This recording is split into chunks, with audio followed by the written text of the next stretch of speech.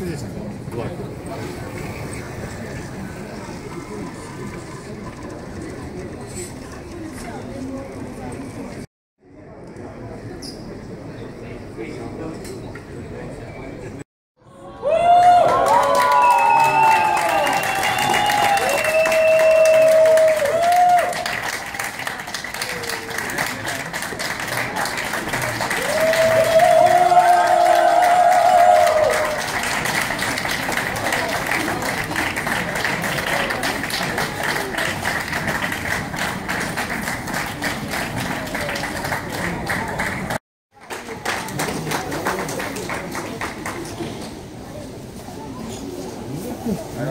Mitä? No.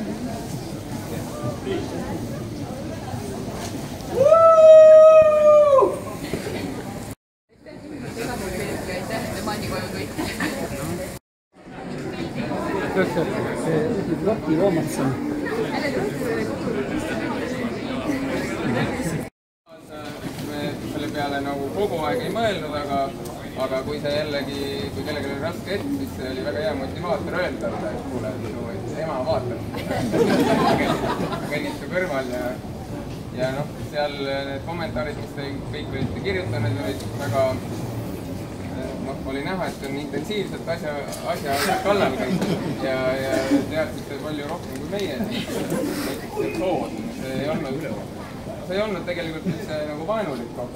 Tegelikult oli ju liivapõhi, mõnes kohas meeter, mõnes kohas 5 sentimeetrit, soe vesi, täiesti puhas nagu Eesti allikas. Ja lihtsalt kaart ei olnud, kaart oli täiesti mõttetu. Meil ei olnud seal kaardi peal mitte ühtegi sellist veekogu, mis oleks seal maastikul oli ja sellepärast me ei suutnud. Ja nüüd algavadki orienteerumistunnid. Ma loodan jah, aga Otesson on ehitusele keskendunud veel, sellepärast läkski viletanud. Igal juhul jah, täname väga teid ja see oli suur üllatus, et nii palju inimesi siia tuli. Eks siis vaatame, kuidas meie teekond jätkub, et mõni noorem saab siis motivatsiooni ja õpetame välja, et siis saame ka tulevikus kaasa elada. Teile motivatsioonile siis Siim Volmer Austraalias saadab tervitusi, ütleb, et aitab järgmist aastat planeerima hakata kohe. No järgmine aasta ongi Austraalias, et kindlasti on ka võimalik sinna koha peale minna kaasa elama või vabatahtlikuna.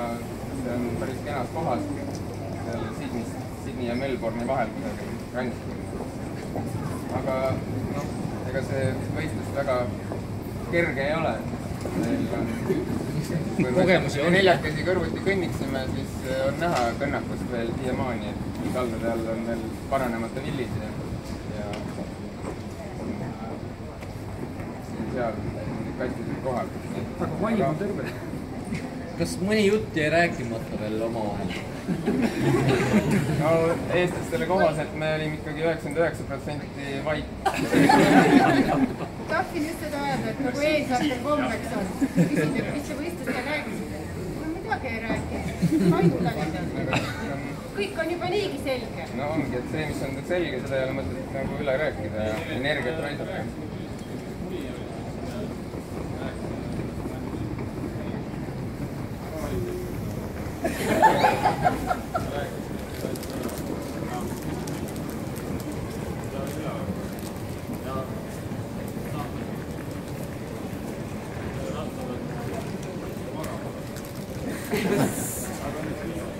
Aga see esimene emotsioon, kui te soost välja tulite ja saite teada, mis koha peal olete?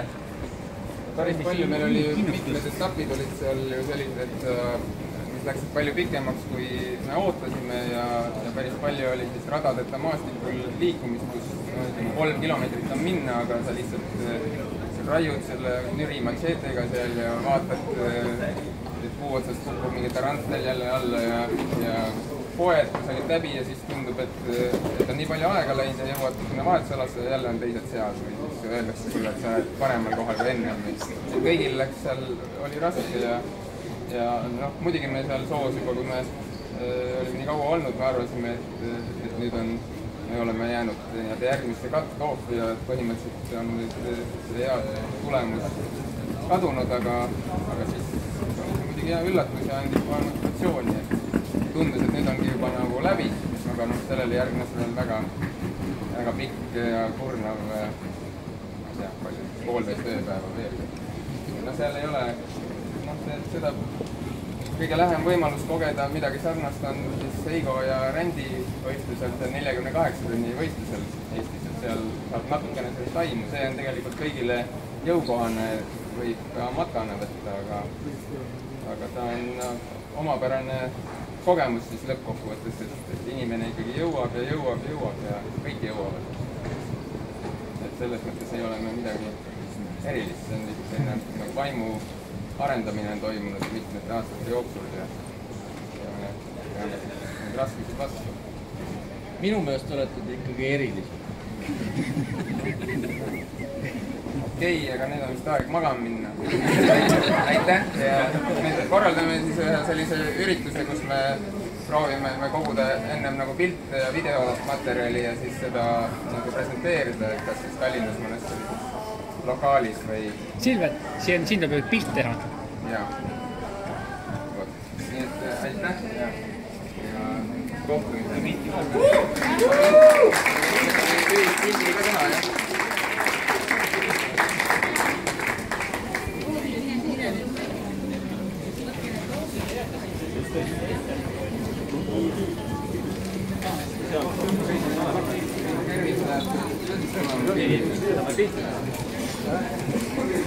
Posti otsa ronima, siis saab üle. Aitäh! Mõtlesid, et milline pühapäeva pärastlõuna nagu. Kuhu ma sattunud olen? Aega oli ühesõnaga. Liiga lihtne oli. See oli jah see Tappada, mille kohta korrad ütles, see on kõige ilusam maastikuosa, see mägi, see esimene jalg, see. Aga see oli küll ausalt masendav, kui te jah läksite sealt läbi selle võsa läksite. Mõtlesin, et sinna te jääte, üldse ei liiguva, aga võrreldes sellega, mis pärast toimuma hakkas, see oli ikka väga kiire liikumine. Te peate arvestama lihtsalt nagu Eestis inimesed nädal aega tööd ja teinud töö juures. Võistlad liiguvad palju kiiremini, mõtlesin, et kavoon, te kaotate tund, 2 pärast oligi, et lihtsalt kes kirjutas mulle, et minimaalne ajaühik on mitte tund ja päev, hakkas seal päevade lugema. Oligi niimoodi, algusest oli minut oli tähtiseks. Siin etendus ka jah, aga lõpuks siis kuulsid jälle, et jõudsid jälle mingi 4. või 5. Aga siis, kui sealt soost ära jõudsite, siis öeldi, selles punktis öeldi, et olete 5. Oli kõva šokk, ehmatus järsku. Ei, me olime 4. veel seal. Okei, 4. Aga arvasid, et viimased on jah? Ei, me arvasid, et me igas mingit kudasse kuskil kukkunud jah. Ja, aga siis oli kõva... Aga öeldi ka, et tänavalt ei tulegi üldse keelada. Ei, no siis öeldigi, et ainult, või noh, et 2 tükki meil peaks tulema, et nad ootavad 2 tiimi veel, aga tegelikult ju lõpuks see 1 vist oli üldse tagasi pöörata ja neid 1 oli reaalselt tulema. Aga see ei jõudnud lõpuks 1 kuhugi? Ei, ta jõudis ikka. Aga see 1 jõudi, see ei olnud, see ei jõudnud.